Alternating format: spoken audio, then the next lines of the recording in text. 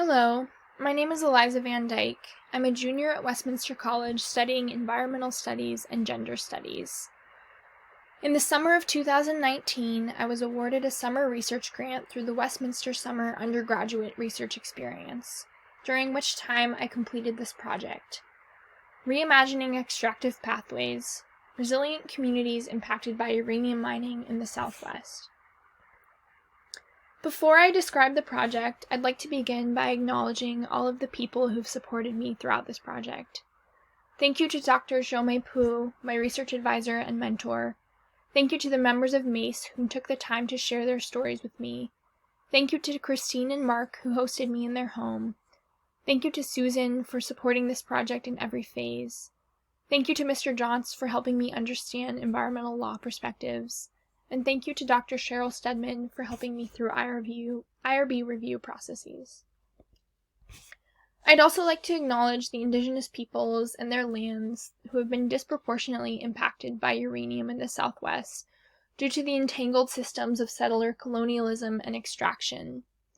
Uranium mining continues to contribute to the destruction in Native communities, particularly in communities on the Navajo Nation, Havasupai, White Mesa, the Laguna Pueblo, and the Acoma Pueblo. These communities continue to live in power and resilience across the region. The lands in the Southwest are their ancestral, traditional, and contemporary lands. When I started this project, I was interested in looking at the roots of extractive industries, which wind across the region like tangled streams. I wanted to see how these extractive industries connected different communities and see if these connective points could be reimagined as grounds for non-extractive futures and sites for healing and justice. Ultimately, I centered the work of the Multicultural Alliance for a Safe Environment. I started this project with two main questions. One, how can uranium-impacted communities come together to imagine non-extractive futures? And two, how do different communities imagine the role of healing in these sustainable or regenerative futures? I started by looking at the history of uranium extraction in the Southwest and in the United States more broadly.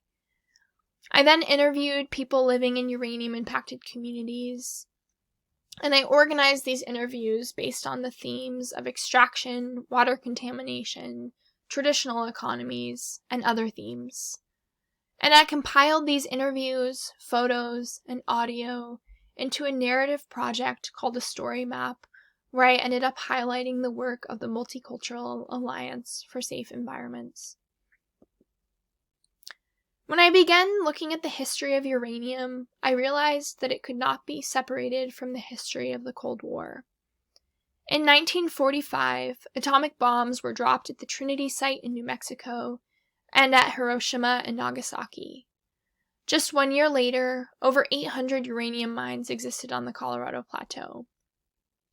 12.5% of the uranium used in the Manhattan Project, which was the project that resulted in the dropping of these 3 bombs, came from the Colorado Plateau. And most of this uranium came from rural, indigenous, and working communities, who have been most impacted by the toxic legacies of uranium extraction. The uranium industry came to these communities without warning them of the dangers of uranium extraction. They did not provide the community members with proper protective equipment, and the uranium industry did not come to these communities through a consent-based process. To this day, uranium-impacted communities still deal with water contamination, cancers, lung and kidney diseases, birth defects, and other health impacts that are a direct result of uranium extraction.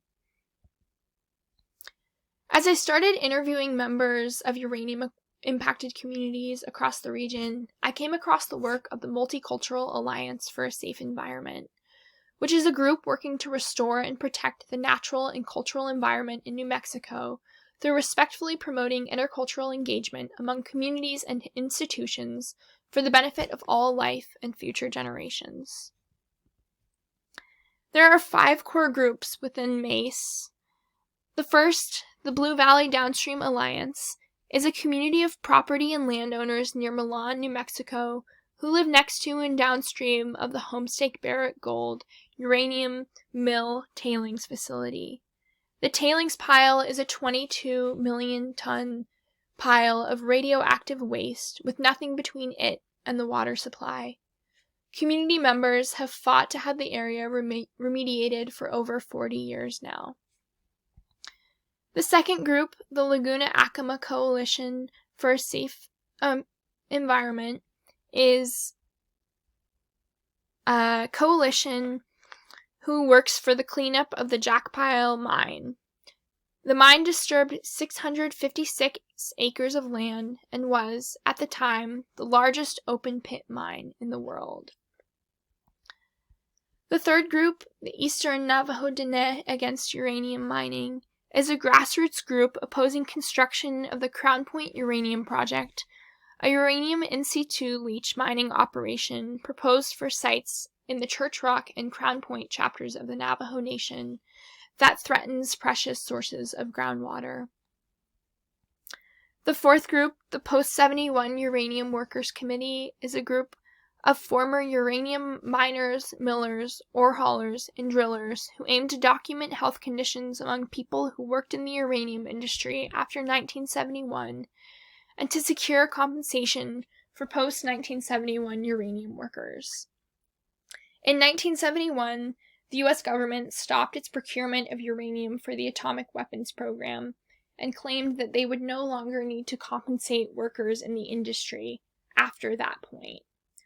However, workers who continued working after 1971 were still subject to very dangerous working conditions, and so the Post-71 Uranium Workers Committee works to extend coverage of the Radiation Exposure Compensation Act for these people. The fifth group, the Redwater Pond Community Association, is a grassroots organization of Diné families who've experienced and lived with the impacts of uranium mining and milling in the Church Rock mining area since the 1960s. Their mission is to restore the land and water contaminated by uranium mining, improve the health of community members, and protect and preserve the natural and cultural environments in which they live. As I interviewed people living in uranium-impacted communities, I came away with a few main things. One is that nuclear energy is not clean energy. It's often talked about as a clean alternative to fossil fuels. However, it's left legacies of toxic extraction across the southwestern region. It's left water supplies contaminated, earth completely torn apart.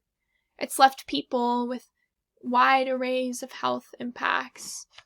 It's threatened traditional economies on indigenous nations across the region. Beyond all of these lasting impacts, uranium mining is the front end of nuclear weapons and nuclear power. When we talk about nuclear power as being a clean alternative, we have to also acknowledge the violence that has come from uranium mining through the use of nuclear weapons in the world. I asked community members how they imagine just economic opportunities for them, for their families, and their communities. And they talked about renewable, non-extractive energies, such as solar and wind.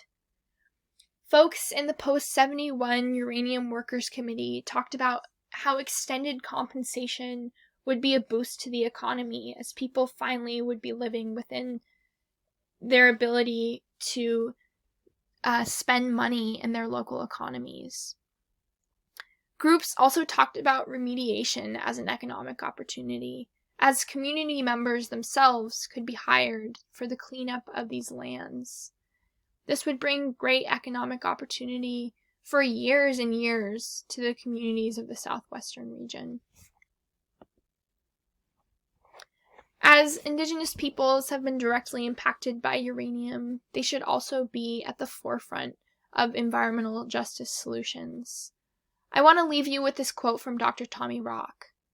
The Navajo people and all indigenous peoples are being ignored in both our expertise in cleaning up the mess left by uranium mining when we're being most impacted, but we're also being ignored in our request to protect our lands from future uranium mining. Thank you.